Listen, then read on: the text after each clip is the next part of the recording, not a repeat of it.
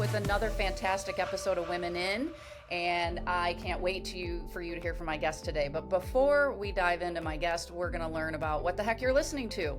So, Women In is a podcast that celebrates women and the individuals in their lives who are lifting them up.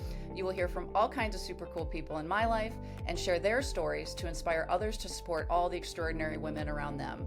This is a space to be disruptive, forward-thinking, and change agents for humankind. It is uncensored, fun, and curiosity-driven. I'm often asked what I'm passionate about, and this is one of them, breaking down barriers for my kids' generation. It's equal parts about my guests and the places we came into each other's lives, whether it be the Kalamazoo Wings, Mindfulness Elevated, Tony Will Coaching, or you happen to be in my family and friends circle. And like many of my guests, and you're going to hear a moment from Scott Pinyard, who's my guest today, they fall into multiple categories, and Scott's definitely one of them. So here's what you need to know about Scott. Scott helps people change and grow by helping them shift their thinking. His goal is to help people find freedom from whatever keeps them stuck. For years, he worked at This Naked Mind as head coach, where he helped thousands of people find their freedom from alcohol. And now he's helping people find peace and freedom from anywhere that they're stuck, be it with alcohol, co-parenting, or anything else. His focus is on how we all see ourselves, the world, and our place in it. By understanding how we are thinking and working to shift that, Scott has been able to help people make massive changes in their lives. Hi, Scott. Hey, it was hard for me when you said being disruptive. I just wanted to blurt out in your description there. I wanted to disrupt. Also, I'm glad this is uncensored because I thought when you hit record, I'm like, oh shit, I did not ask her if that's okay. And I swear a lot. So here we are. One of the many reasons we hit it off right away when we met. Yes. So let's start there. So here's how I roll on this podcast. I send you questions, which you probably didn't look at because you're a pro at this.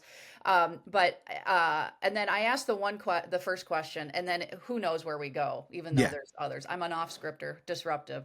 But how did we meet? First of all, should I admit that I didn't even see the questions? I'll say that. That way, when this episode is amazing, they'll all go, wow, this is really good. We met at the This Naked Mind Institute. Yeah. So at the time, I was one of the trainers there. I was a head coach at This Naked Mind at the time. And I had a couple of different hats, one of which was to interview people, and then sort of select the right people to join the coaching class that we were filling at the time. And you were one of those people. Yeah. That is how we met. It's so funny. I remember your interview. You do? Yeah. Why? How? Because you did a lot of them. I'm intrigued to know because I asked people this. I'm like, what stood out? Well, I think one of the things, first of all, the fact that you were in hockey and I have, there was someone else at the company where I'm like, when you told me that, or I think I read it on your application, I was like, oh my God, I have to tell them because there was someone at TNM who's like a massive sports fan. And so there was that, but I think one of the reasons I got into coaching is I just love people. I love getting to know people. I like talking to people. And so because of that, those interviews, there are not very many people that tell me that I interviewed them that I don't have some recollection of. Yeah. And it's just because I love conversations. And again, with where our conversation went, what I really loved about it was first, it was, your job with the Wings. That's just fucking awesome. And, at the time, my family and I live in Portland, Maine. We go to Mariners games. So it's I had a little connection there. But I was also really excited to have someone who was in sort of the leadership position you were in, but also doing this work. Yeah. We've had that before, but I don't know. There was something I really liked about sort of the entire direction that you were going with it. I just left the interview feeling positive. And of course I never know, if someone's going to sign up or not, but I know in the back of my head, there are a few people and I'm like, oh, I want that person. And you were on that list for sure. Oh, thank you. Yeah. It was such an interesting point in my life. Actually, a small backstory. And I have not talked about this publicly. So it'll be so for my listeners, they'll be interested in this. So I was on the fence about doing this certification. I knew I had a pocket of time because the Wings were dark that season because of the pandemic and what was going on in Michigan. And so I was in the running to be the president and CEO of our of Discover Kalamazoo, our tourism bureau. There were 55 applicants. I made it down over a 12-week process to the final 2. Wow. And I did not get the job. And I had been at that point 6 weeks alcohol free. Hmm. And I remember getting the call and this was like the day before Thanksgiving. And I was disappointed. And I remember telling my husband at the time, like, I might have a drink tonight. And he's like, do you really want to do that, Tony? You've gone 6 weeks. And because Yeah. I tried to be alcohol free before, which I've talked very publicly about. Um, and at that point, I said, I've always wanted to be president and CEO of something. And so I could either look at this one of two ways, poor me, Yeah. or I can say, I'm going to do this certification. I'm going to start my own business and I will be the president and CEO I of love what it. now is Mindfulness Elevate. And that's what I chose to do. Yeah. And it was one of those moments in my life. Now I look back because I had similar to the Kalamazoo Wings way back when, I didn't know how I was going to do this, but I knew I Hmm. had I think what you saw, I knew lived in me, but it was like, okay, like bring it to life. So, Yeah. yeah, I remember the interview like it was yesterday and and you and I hit it off. And I always went to it was a 6 month certification and we would Hmm. meet every Friday, our groups would, and it Hmm. was really cool. It was a Yeah. really cool thing. And here's the thing about this, everyone, I don't like, I learned from you actually in that interview, there's like serial certification people. Oh, yeah. So explain, let's talk about what that is, because So I now know what it is, but it's time like I people get a lot of these things. I didn't, yeah, listen, it's so funny. So as you know, right, like starting out your own business, there's a lot of fear, right? And so there's a lot of fear of failure, there's fear of success. Like I coach on all of this different stuff. But one of the common threads that I see when people do stuff like this is there's this idea that I need to keep doing things so I won't fail. That's great, right? I need to keep working on my business. I need to keep improving my marketing. I need to keep getting my message out there. All of that stuff, really good. The problem is some of the effort that we can direct is more like the spinning wheels type of effort and less of the, letting off the brake and moving forward sort of effort. And yeah, so one of those things is, and I am like massively guilty of this, is I think everyone is, anyone who's interested in this, one of those things is like serial certification class doers. It's really great, right? You get in these classes, you learn these new things, um, you think about how you're going to apply them, you practice them with other people, and then the class is done. And there's like this, oh shit moment, like I got to go do this for real. yeah, But then you see an ad on Facebook for another class that teaches you this other type of coaching. And well, wouldn't it be great if I added this to my thing? And then all of a sudden we're back yep, in this wheel spinning mode. And listen, like I am not anti-certification by any means, I mean, I helped run one of the certifications that's out there. Like, I believe in it, but I also really believe that like the people that come in to do any sort of certification are doing it because they want to make a difference. And sitting in class is not going to make a difference for other people. And yeah. and that is a piece that, it's serial learning and lack of execution. And like for whatever reason, right? Fear is almost always the reason, to be honest with you. But there's lots of different ways that we do it. And so that's what I see. And I see people, I've seen people do that in my own programs. I've seen people do that in other programs or just talking to other coaches. There's no shortage of training, but there's a shortage of really kick-ass coaches. So just go fucking do what you want to do because it's going to be great. Well, so I'm going to connect the dots here because the name of my podcast is Women in dot dot dot. I know. I feel like an imposter. No, no, because first off, the word men is in women, right? And Oh, good point. yep, you came from a woman, I'm guessing. And So I've been told. Yes, you have daughters, right? You would I like do. so Yeah. it's all about inclusivity and Yeah. in lifting one another up, right? And Mhm. so here's the thing, because I worked with you and I know this certification world, at least the alcohol free one, I can't speak to other ones because I haven't done any others, is very female Big oriented. time.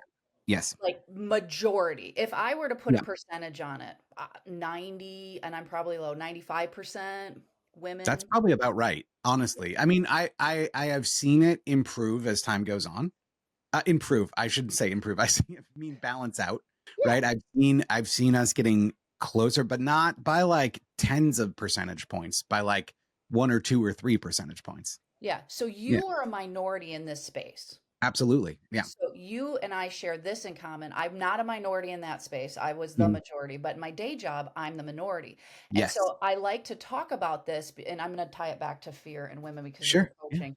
But it's interesting. So I want to know from your chair as the Mhm. minority, did that ever take up some occupy some brain space of yours where you're sitting here going, wow, I'm surrounded by all these fabulous women, but Mhm. I feel a little like I'm looking for the other dudes.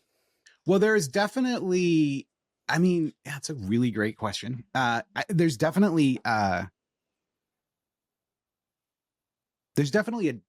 certain things or topics or ideas that like I couldn't connect with just because of the different nature of our experiences.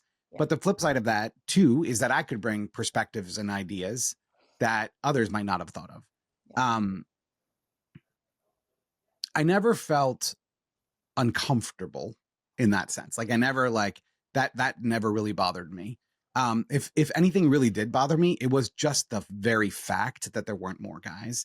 So like side note, like there are not enough guys out there talking about this stuff, doing this work, and so like a big part of my motivation and still is trying to find those people out there who want to have those conversations, those men specifically to have those conversations with other men. So like part of it was in being in that environment, which was fantastic, and like we had a great time, and we enjoyed each other's company.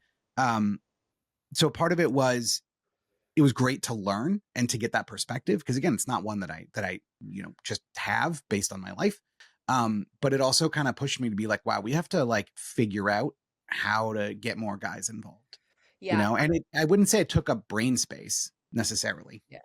You just noticed it. It's kind of like when and I talk about this in hockey all the time. Like I was a couple years in, then I looked up and I'm in a board of governors meeting and I'm like, oh my Yeah. God. There are Yeah. 60 men in here and there are Yeah. 2 women. And Yes. so I know what that feels like. It's Hmm. similar to what you explained. It's more like, I want to do some work in this space. I don't not Yeah. every woman has to or not every man has to, but I want to point out that men are in the minority at times too, especially Mm. white men, because it's not often. But one of my other podcast guests on here, Todd Kinney, he wrote a book about breaking to alcohol freedom. Now, in his day job as a lawyer, he's not he's in the majority, but he's in the minority in this world. And Hmm. I love to bring that to the attention because I like to like grow these minority groups up and say, hey guys, men, come tell your stories. Like, do you know how many other men you could help? Because it feels differently when you just choose to shift your identity to stop drinking. Yeah. And right, so I want to hear like how you felt because you've been alcohol free for a long time now, but like that decision. And did it feel like a little bit like your man card was being taken away? I've heard stories of that before from some. So how did that how did that feel to you? So it's interesting because at first, yes, right? At first, it was, whiskey. Is this a video podcast, by the way? Are people going Yeah, to see us? yeah, All right. people can see Well, us. I then have a people YouTube watching know I channel. have a big beard, right? And like, this is like kind of my thing. And so it was this idea of like, oh, like, I was into the whiskey and, Mhm. being a tough guy and all that shit, which was a good thing for me at that point in my life. But it did a little bit feel like, oh, I'm going to take that away until I kind of thought about it a little bit more, and I would look around and I would see all of these other guys getting wasted, Mhm. not dealing with shit in their life, but then still talking about how you have to deal with shit in their life. There's no shortage of telling other people what to do, but completely lacking that in themselves. And it bugged me. And Mhm. so this is all before I went through this process. And suddenly the idea occurred to me that there's literally nothing more badass than going the other way. Yeah. Like I'm the sort of person, like it's awful, Tony. Like if someone tells me not to do something, I like immediately do it. Like immediately. Like Same. people tell me not to say things, it's the first thing I say. I can't control myself. It just is what it is. And all of a sudden I realized like, oh, this like rebellious streak, this idea that like going the other way is something I want to do just because I want to do it. That's what quitting alcohol was. And so for me, at first it started off as like, ugh, what am I going to do? Sit around and drink tea? Although I'm literally drinking tea right now. But like, is that what I'm going to do? And like, whatever. And all of a sudden it flipped from like that almost like picture of like weakness into like super badassery.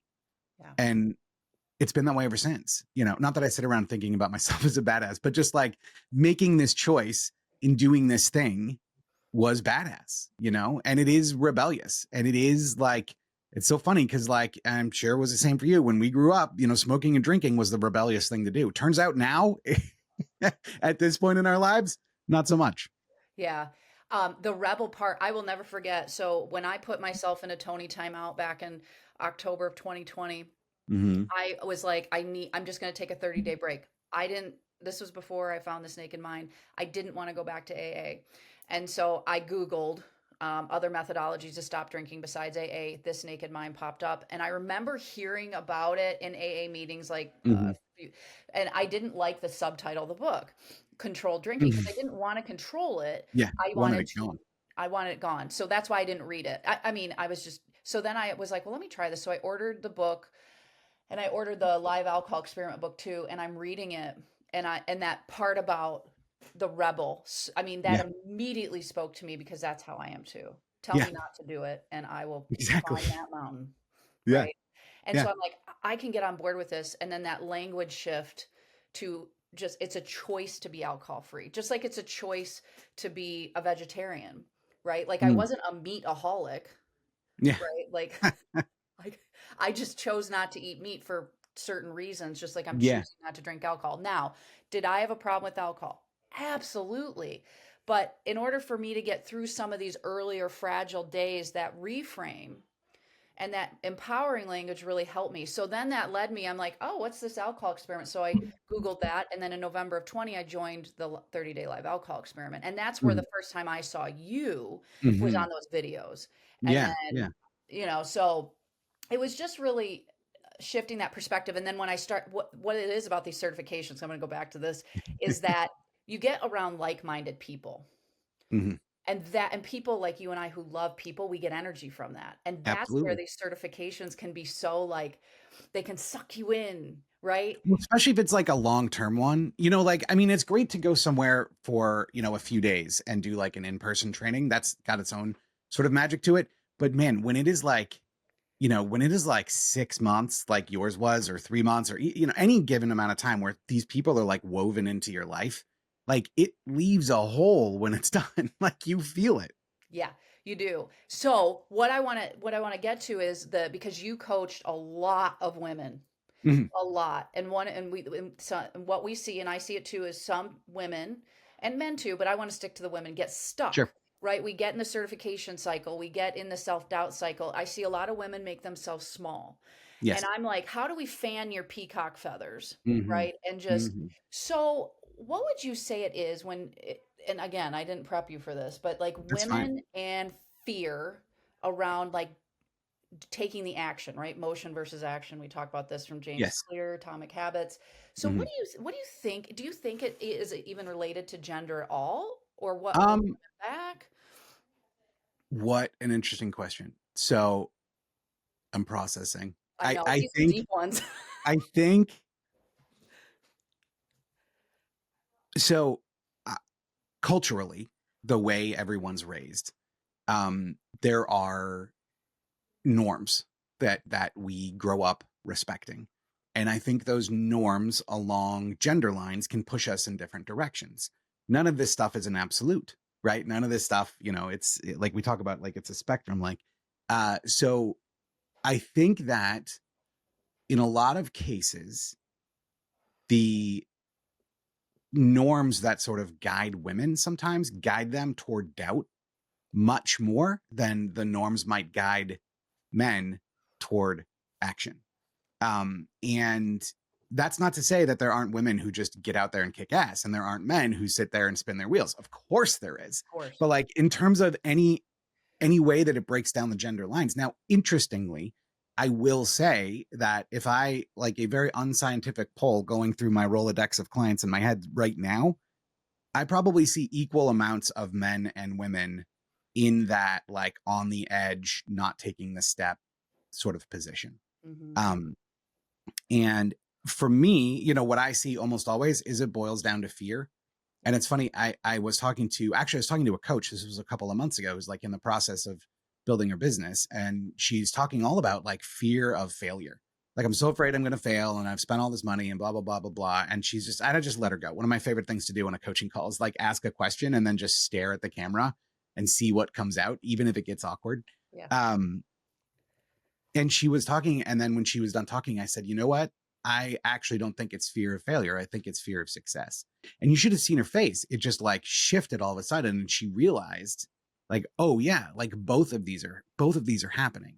Mm-hmm. And so that's like there's lots of other reasons, but like, this is one of the biggies, right? Is that we are afraid both of failing, which is the one everyone thinks of, but we're also afraid of succeeding and what that means.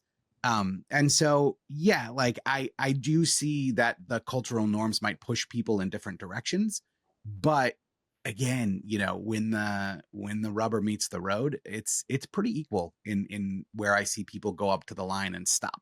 Yeah, I would agree. Do you have any tips on like how to start to get unstuck from that fear of, I don't know if it's Mhm. failure, fear of success, or just to frickin' execute on some level? Because I see Yeah. this all the time. You and I were Yeah. talking off air before I hit record on this. Yeah. So Yeah. So I do most weeks I do a weekly Facebook Live, and I did one about this a while ago, and I'm trying to remember what I said, but I'm just gonna say what's coming to mind now. So yeah. this might be different than what's on my live. But like one of the biggest things by far is being able to name it, right? Being able to be very clear with yourself what it is that is standing in your way. And one of the things that I coach on, and this gets deep and it gets weird, and this is kind of a new element of my coaching that I've added over the last year, is really looking at the role that thought plays in keeping us stuck. Mhm. Because the interesting thing, like you said earlier, like not drinking is a choice, and it truly is, except it doesn't feel like that when you're stuck in it. I have a client who recently she was like, I'm going to drink with these rules.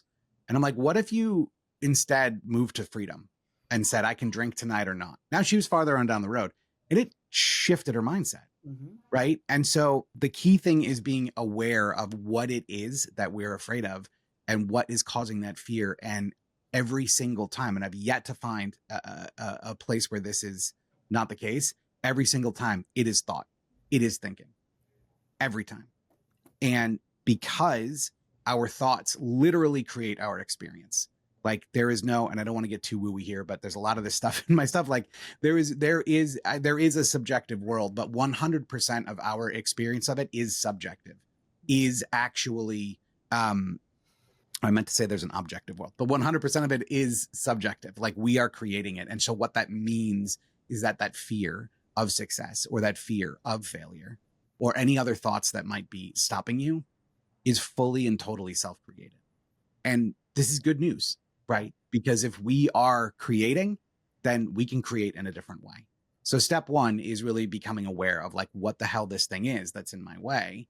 And then I have people get very specific, right? Let's break this down piece by piece. And that often makes the whole thing feel less scary. If there's individual pieces of fear, like say your fear of failure and your fear of spending money and not making money, and then your fear of taking a chance on yourself and falling on your face. We sort of go through these pieces bit by bit, and what starts to happen is our thinking changes, and so the way we feel changes, and often those barriers can get removed. Those barriers, we start to see them for what they are, which is just ephemera. Like we're creating these barriers. I think it was Sid Banks, or was it? I can't remember who said it, but or maybe it was Eric Bohm. Anyway, thought creates our problems and then says, "I didn't do it." And we think it is the case, right? We think it is these barriers outside of us, but it just isn't. Yeah, we have, science says that we have about 60 to 70,000 thoughts per day. And 90, probably 8% of it's bullshit, Yeah. right? Like Is I that a have scientific term too? yeah, Bullshit. bullshit. I added that last, but if you think about this, like all Yeah. the thoughts that we have, most of it is just stuff where it doesn't, it's not a direct order. Like, Yeah. I'm thinking of donut holes, which I'm not right now, but I'm just making this up, although it does sound nice on a Saturday morning, right?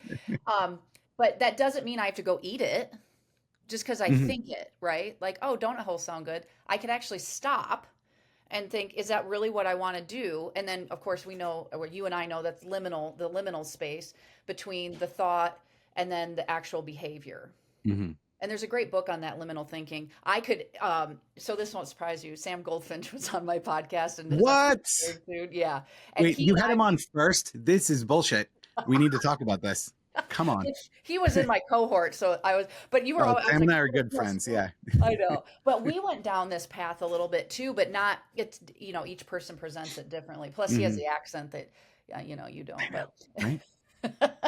but it's a fascinating, it is once you start to really, like you said it, break it down, Mm. you can really change not only your brain but the trajectory of your life. Yeah. 100%. As you know, Yeah. like 4 years ago, I was a blackout drinker. I just finished a TED talk about my drinking. Part of it was about my Hmm. drinking, the other part was about my Yeah. career. Would I have ever thought that that was possible? Yeah. No.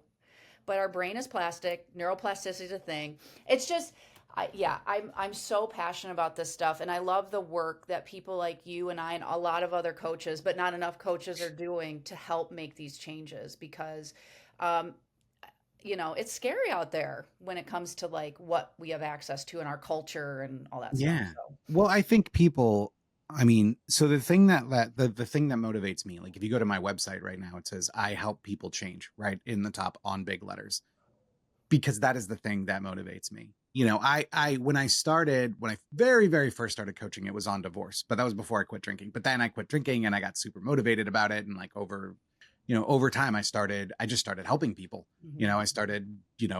I started a business coaching. And then eventually got connected with this naked mind and like kept doing it. But like my motivation is in helping people change. Like that's the thing, right? So certainly with alcohol, and I think that will always be a part of what I do.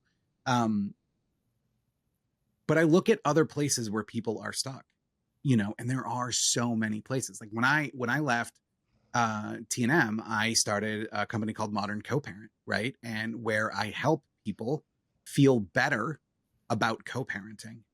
I don't give them, it's no co-parenting advice. I don't tell you what to do.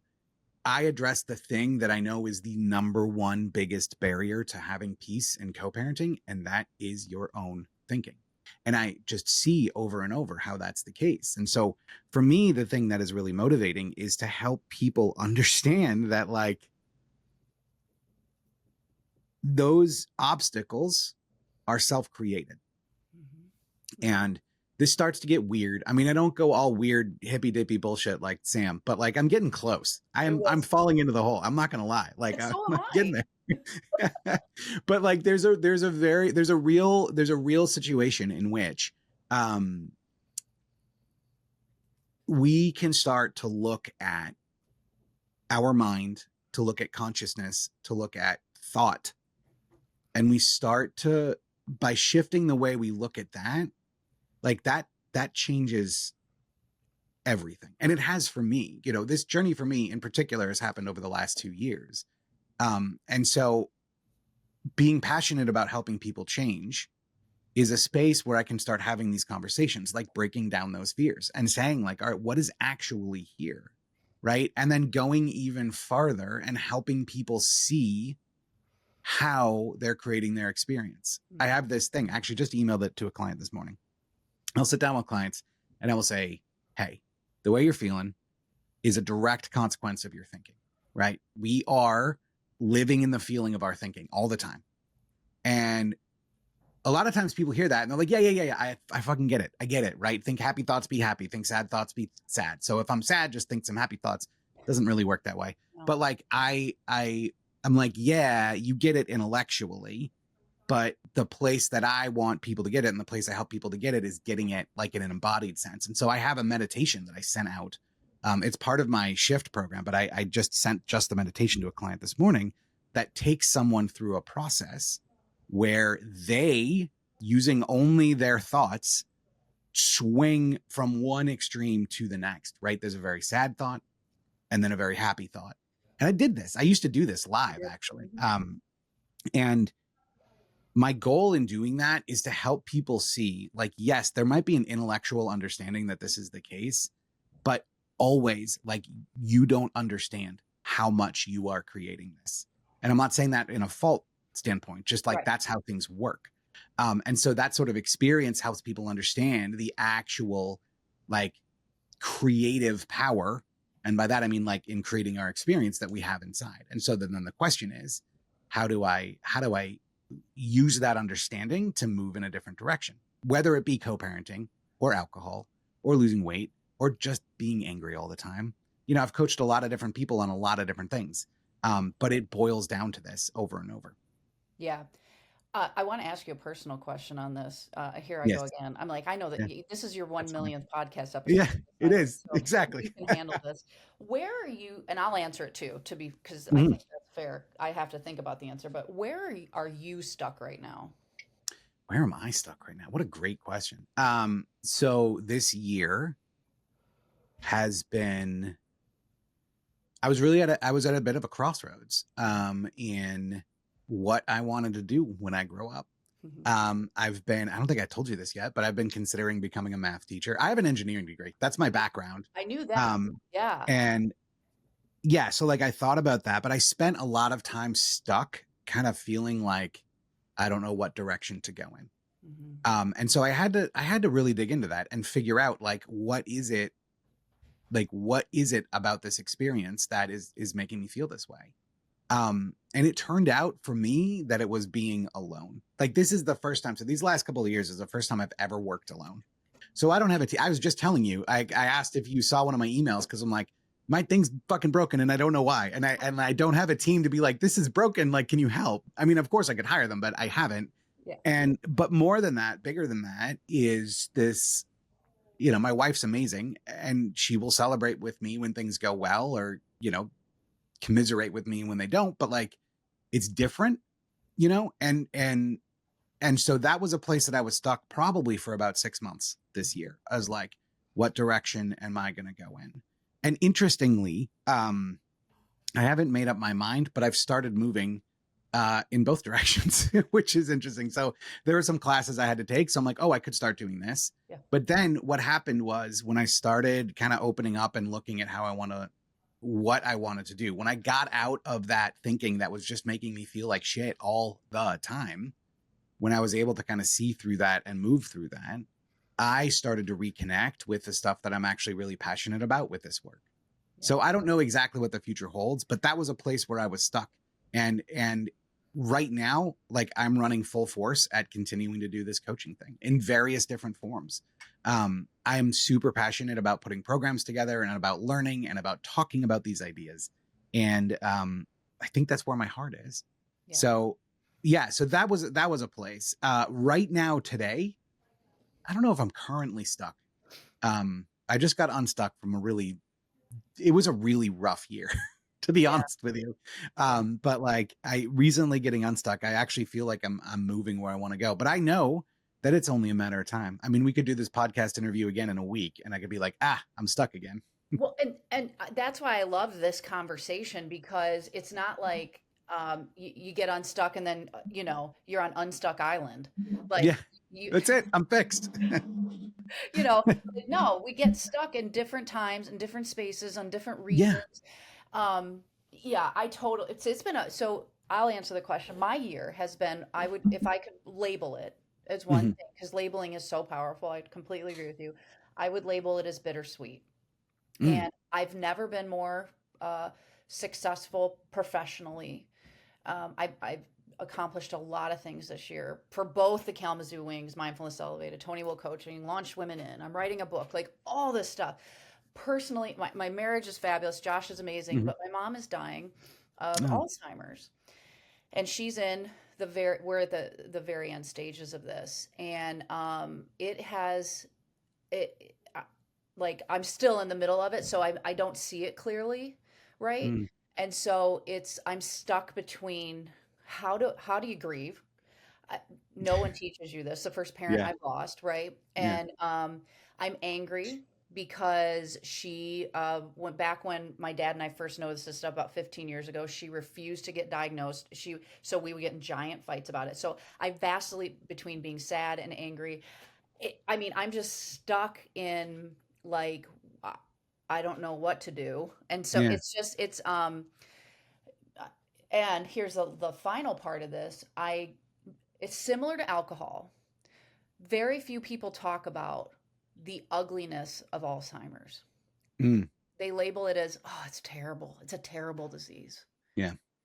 But they don't talk about why it's terrible, right? You can imagine it. So once I start to process this, I will be using my platform um, to like explain, because I don't, like my mom's still alive, so I'm trying not to, Yeah. Sure. but I think it would help. I'm sure there's someone out there talking about it. I just haven't dove into it. But I want to talk more about it so Mm, people can go in eyes wide open. Not that every journey's the same. So I have yeah. ideas, right? But you can see it's like this pendulum sometimes, like I'm okay, and then it's whoosh.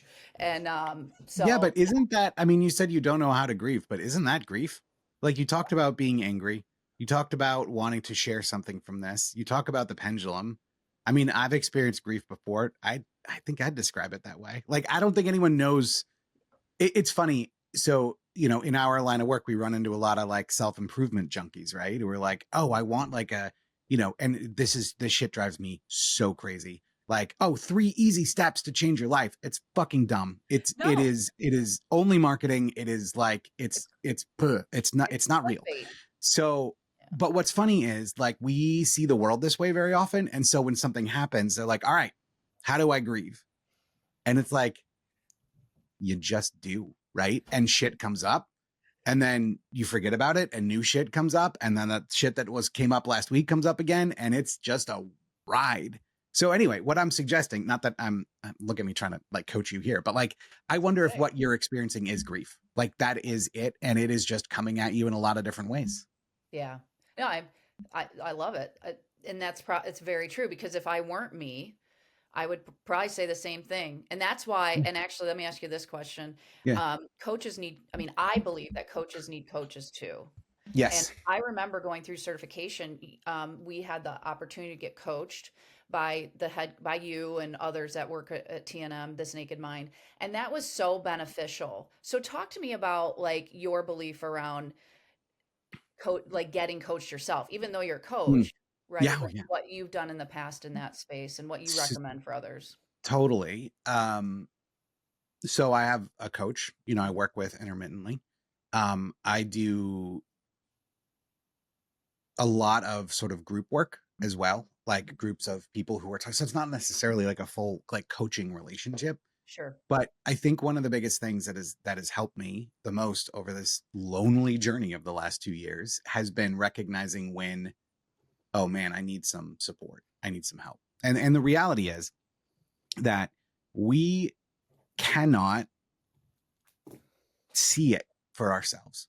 Oh, Like that's what I think is one of the magic pieces about coaching, right? Is that you can say like that client I was talking about earlier, where I'm like, maybe you're afraid of succeeding. And she's like, holy shit. But like, we don't see it because it's right here. It's right in our face. And so I believe very strongly that coaches need coaching, first of all, because we should walk the walk or walk the talk is what I mean. Like it is disingenuous of us to be out there and being like, you should take care of your fears and da da da da da, and then just be like huddled in the corner, when we're not on camera. So that first and foremost, just from an integrity space, I think it's so important that we are living what we're talking about. Secondly, though, and I believe this very strongly, we are such better coaches when our heads are clear. hmm. So one of the things that, I really try to do before I get in any sort of coaching call, I still do this. I probably told you guys about this years ago, but like I write down what's on my mind. So like if it's, and I have my list right here, right? Whatever it is, money, kids, relationships, I need a new roof, like whatever the fuck it is, I write it down and then I leave it on the paper. This is a practiced thing.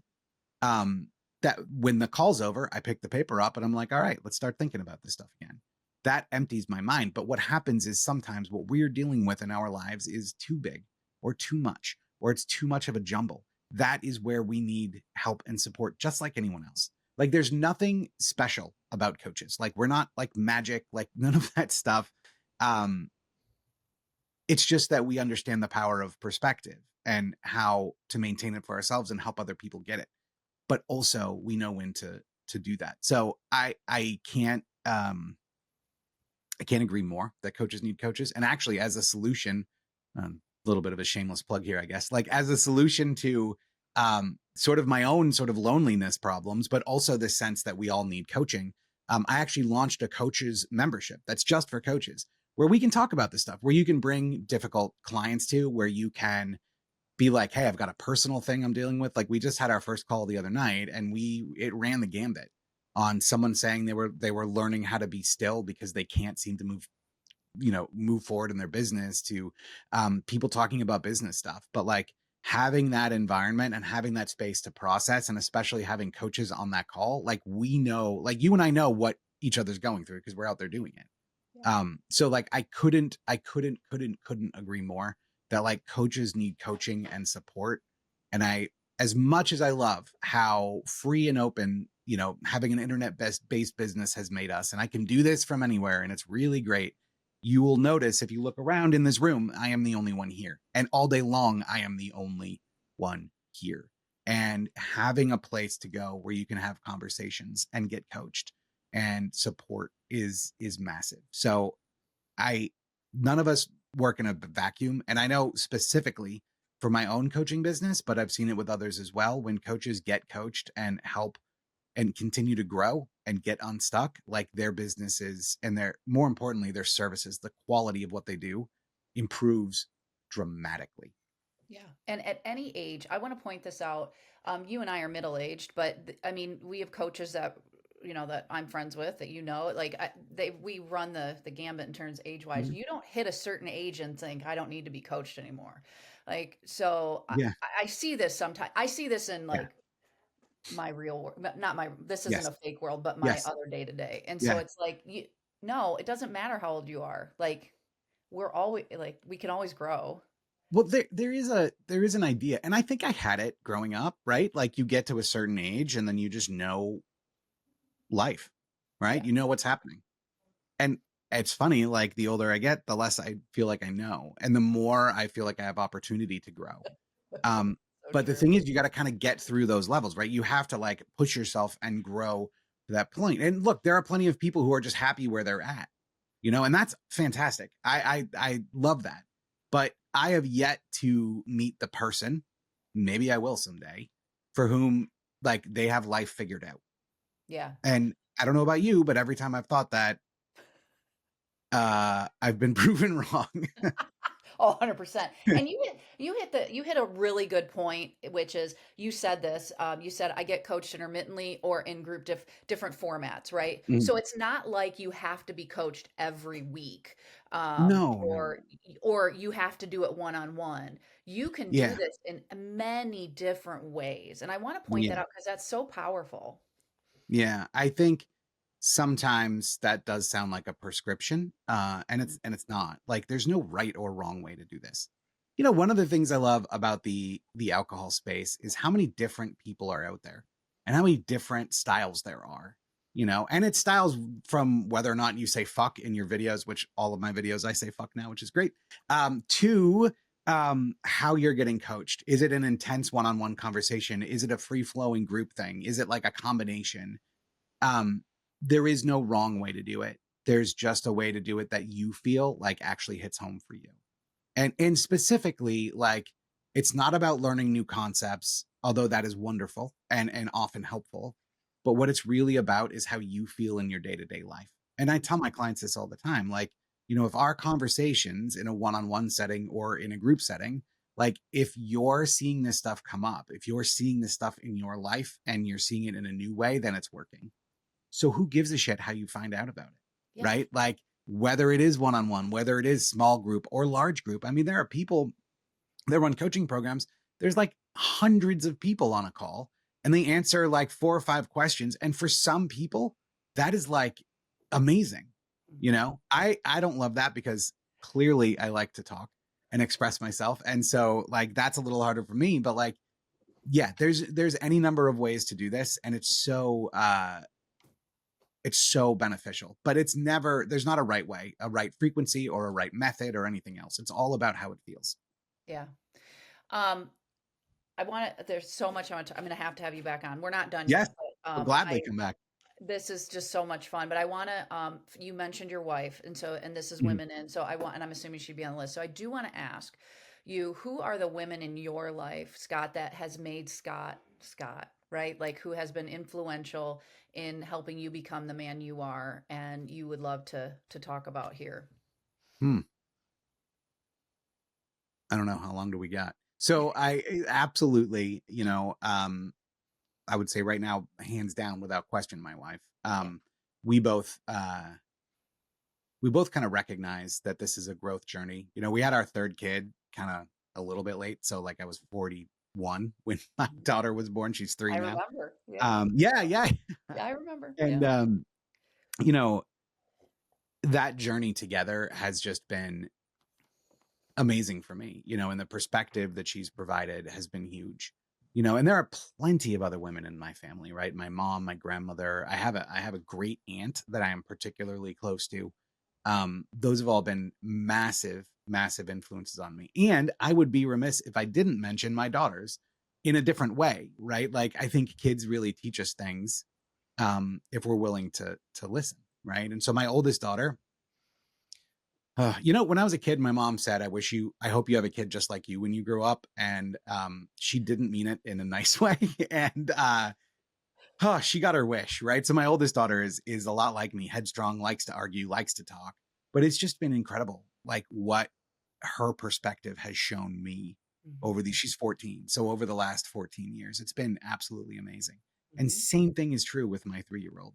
Like having a 3-year-old when you're in your 40s is different than, early 40s is different than having a 3-year-old when you're in your early 30s. And I have a different mindset and way I view things now. And I still feel like every single day, and most days I spend most of my day actually with my daughter. And Yeah, I mean, it's been an unbelievable influence and inspiration. So Yeah. it's a very long list is what I'm getting to. It always is. So my daughter, I got one of those too. My parents said to Mhm. me, "We hope you get one just like you," because I'm the female version, just a touch older than you, not much older, but a touch. And my carbon copy turns 18 today. And she's my Wow. baby. Yeah, she's my baby. And I've been struggling with that this week. And normally that's not the type of parent I am. I'm not an Mhm, emotional like, but this one's been difficult because I've made it mean. My thoughts have mhm, made it mean because all my children are now legally adults that something's different in my role in their life, which is absolute bullshit. But this is how thought, it's just an example. And mhm. she has taught me so much. I thank God every day that I had a daughter, and I have a daughter who's 22 as well. Mhm. But and she's a lot like me actually, but she's my stepdaughter. I'm like, how did you Yeah, not come out of me? I yeah. don't know because we're so We much see that a alike. lot with my wife and my oldest daughter, Yeah. because that's her stepdaughter too, but it's like, whoa. Yeah, like, how did you not come for me? But I just thank God every day for that because, it's taught me so much, right? Yeah, And then to be alcohol free during all of this has been so pivotal because I can stand on 2 legs when times do get a little challenging. And I'm yeah. not second guessing me as a parent because I'm rocking it in that side of my life. Mhm, No matter what shit's thrown my way, I always come back to this. I'm not mhm. drinking, Yeah, and that's a fucking win.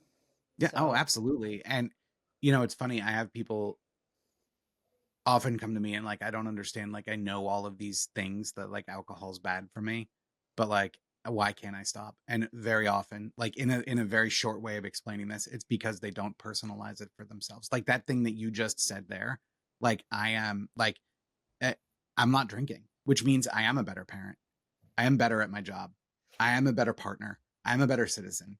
And like being able to see through that lens that like that's actually what you're getting. Now it's like you were talking about not imagining being on a TED stage, a few years ago. Like it's tough for us to even get our heads around like oh, what life is actually going to be like. But like when we personalize it and when we see like whoa, like the pervasive influence that being alcohol free has on us and our family, Like that's the thing that, all that scientific knowledge is great. Don't get me wrong. Like I love science, but like it's all great. But like that's the thing that like propels people, I find. Yeah. So I'm gonna have you back on because I Yes. wanted I'll email you after this because I have a hard Yeah. stop. But Sure. what I want to talk about, and maybe we can record it sooner rather than later, is Yeah. the loneliness you're talking about. Because I think we can have a whole episode on working from Mhm. home Yeah. and the loneliness piece and what that's like. And I Yeah. think this is such a great topic for so many people because I have this conversation with my husband almost daily right now because he works from home and Mhm. he struggles with that. And so I just think, and I love it coming from men too. Yeah. Right? Like to say, I'm lonely working from home, but I have so much to be Mhm. grateful for. So it's like this tug of war. Anyways, I want to talk about Yeah. that next time. Well, I did a similar thing, another shameless plug. I did a similar thing for clients too. So like one of the frustrations I have with coaching is that it can be really expensive and I talk to people like I try to keep my prices fair, but like, like it is what it is and I talk to people who can't afford it. And so also because of this and because this journey I know is so much better with people and to make things more affordable, I also launched a client facing membership where there's 4 group calls a month where we can be not alone, right? No matter what it is you're working on. And Yeah. like I can't emphasize that connection even through Zoom is so important. Oh, hands down. Okay, so you have all these coaching programs that are Yeah. phenomenal. And this is from me. I don't just ask anyone on my podcast. I mean, Scott was on the short list when I first made this up in I my know, but head. you still chose Sam first. I'm pissed, just to be clear. Well, here's what happened, Scott. He had me on his podcast, and Ah, fair. yeah, so him and Ellie, and so I was like, well, I gotta, but where can people find you? So best way to find me is scottpinyard.com. Yeah, And I say this all the time and not enough people take me up on it. I love hearing from people. So my email is scott@scottpinyard.com. I don't care what it is you have to say. Say hello, ask me a question, anything. I highly encourage it. But yeah, that's my website and my email is best way to get me. yeah, and I love it too. And I find you're 100% right. Most people don't do it, so do I it, you know. guys. Reach out to I know. Scott, email me. I Yeah. don't care. Email both of us. Yeah. Yeah, So perfect. we like doing stuff together. So this is That's awesome. right. Yeah, yeah. Oh, Scott, thanks for coming on. And Yeah. I'm going to reach back. I want us to keep the conversation going because we Let's obviously do have it. talked for a long time. I'm Yeah. open whenever you want to figure it out. We can make it work. Yeah, this was so cool. All right, y'all. Until next time, you can find me on Facebook and LinkedIn at Tony Lentini Will, kwings.com if you want to say the hockey side of my life, Mindfulness Elevated for Lifestyle Coaching, TonyWillCoaching.com for professional development coaching. And I am on Instagram too, and I'm Tony Will. So until next time.